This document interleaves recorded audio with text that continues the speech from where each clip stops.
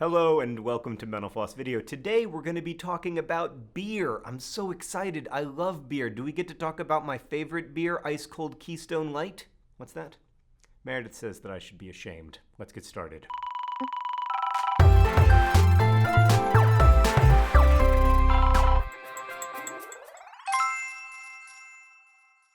Some people think that drinking alcohol makes you more creative, but there's also evidence out there that you need to be totally in control of your thoughts in order to be creative.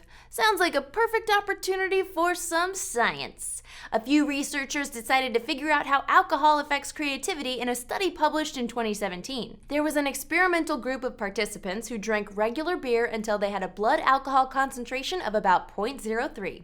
The control group drank a placebo, non-alcoholic beer, which was less than 0.5% alcohol by volume compared to the regular beer's 5.2%. There were 70 participants total, between the ages of 19 and 32, which was the legal age where they conducted the study, for the record. So before drinking, the participants did a bunch of tests. Then they got to drink, either regular or non-alcoholic beer, while watching a documentary. After that, they completed the same tests, but with different versions of the questions and answers. The first one they did was called an executive function test. It measured their cognitive abilities. They watched a series of letters and occasionally had to remember whether the one they were looking at was the same as the one they saw 2 letters ago. As you could probably guess, the researchers found after drinking alcohol, participants performed worse. Then there were a couple of tests that measured creativity. One asked the participants to make connections between words that seemed unrelated. So for the words cottage, blue, and cake, the answer was cheese. On this test, the participants who drank real beer did better than those who drank non-alcoholic beer. Another test had them think of unusual ways to use everyday items like a shoe or a fork. The answers were rated by judges later, and the researchers found that there was really no effect of alcohol on performance in this test. So they concluded that having less cognitive control was good for what they called creative problem solving.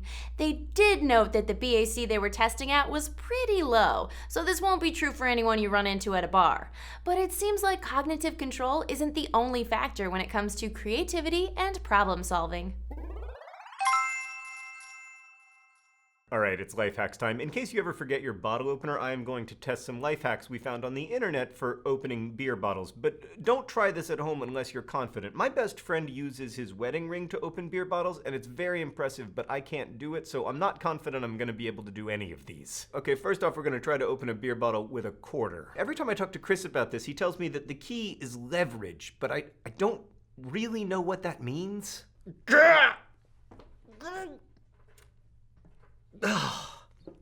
Well, you don't do it that way. I mean, is this a twist off? I'm gonna just say fail.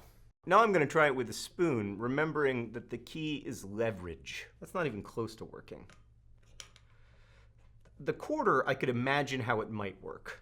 This is ludicrous. Yeah, like if you put your finger. Put my finger here. Yeah, and then. I mean, I may not work still, but. We did it! The key was leverage! Pass!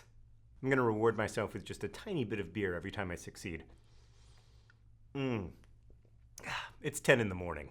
Okay, now we're gonna try a belt buckle because I guess you could find yourself in a very serious situation where you need to open a beer and you don't have a bottle opener, but you do have a belt. So Meredith, I think this might only work if your belt buckle is not very rounded, but I'm gonna try. There's no leverage here. No, you know what? I think this is gonna be better. Oh, that was close. That was close.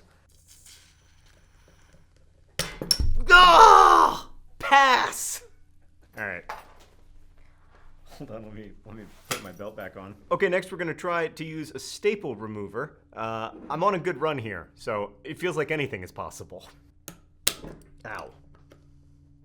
Oh man, this is a high-risk operation right now. I mean, you have to really want a beer and have a staple remover. But I think if I just... Yes! Pass!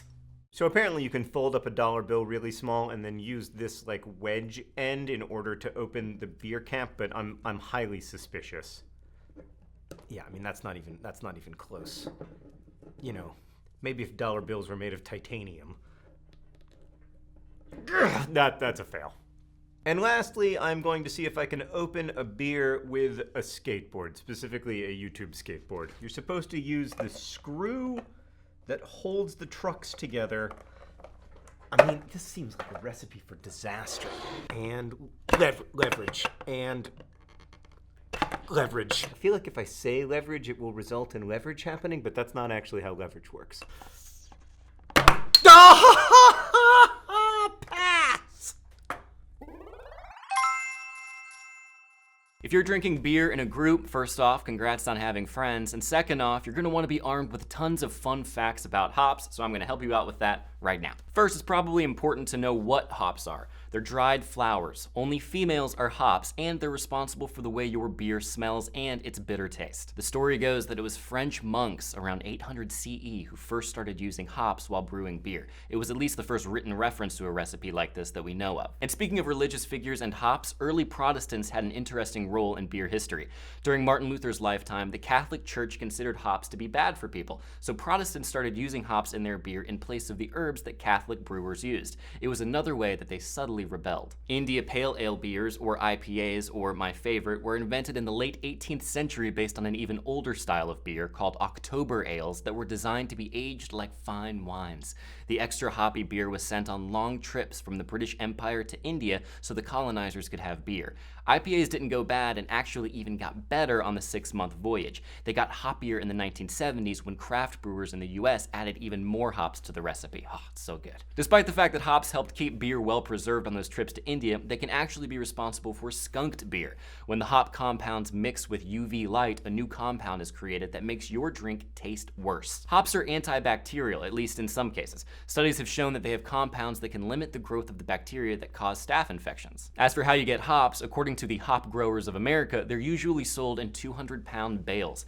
Those bales could give you about 3,000 and 25,000 gallons of beer. It really just depends on what type of beer you're making. But there's also a hop powder on the market called Cryo Hops Lupulin 2. It was invented in Washington State to solve brewers' problem of needing a lot of hops. And it's probably not a bad idea to have a backup plan like powder. There was a hop shortage not too long ago in 2008. The Boston Beer Company, which owns Sam Adams, happened to have a lot of extra, so they shared those with over 200 craft breweries, helping them through the shortage. That's just a good friend. Anheuser-Busch also prepares in advance. They have their own 1,700-acre hops farm, which they've owned since the late 1980s. As of 2015, they were growing over 50 varieties of the flower. And finally, there is a minor league baseball team in Oregon called the Hillsboro Hops, and their mascot is Barley the Hop, who is adorable and I assume very bitter.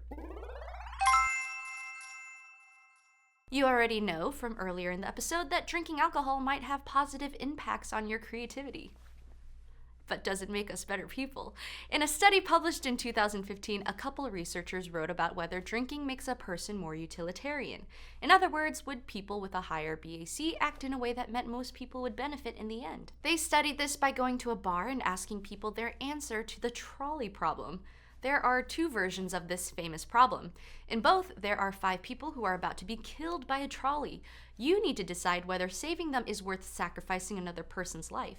In the switch version, all you have to do is flip a switch, which will send the trolley off the tracks, but into another individual.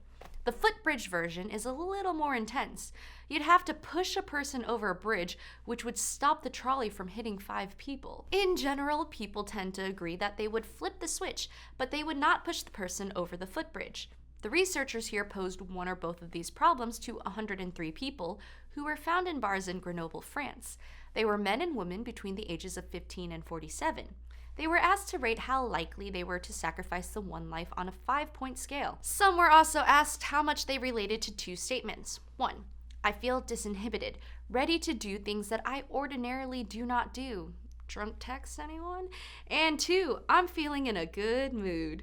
They were also all given breathalyzer tests. In general, there was a correlation between blood alcohol concentration and picking the utilitarian response to the footbridge problem. They would push the person to save the 5 lives. Claiming to be more disinhibited was correlated with the same thing in part of the study, but that proved difficult to pin down. Mood, however, had no correlation. So if this unlikely trolley situation ever happens in real life, maybe find a drunk person to help you out. Thanks for watching Mental Floss video, which is brought to you by all of these nice people. If you'd like to see upcoming Scatterbrained episodes, don't forget to subscribe, and also it's helpful to us if you click like on the video. Thank you again for watching, and DFTBA.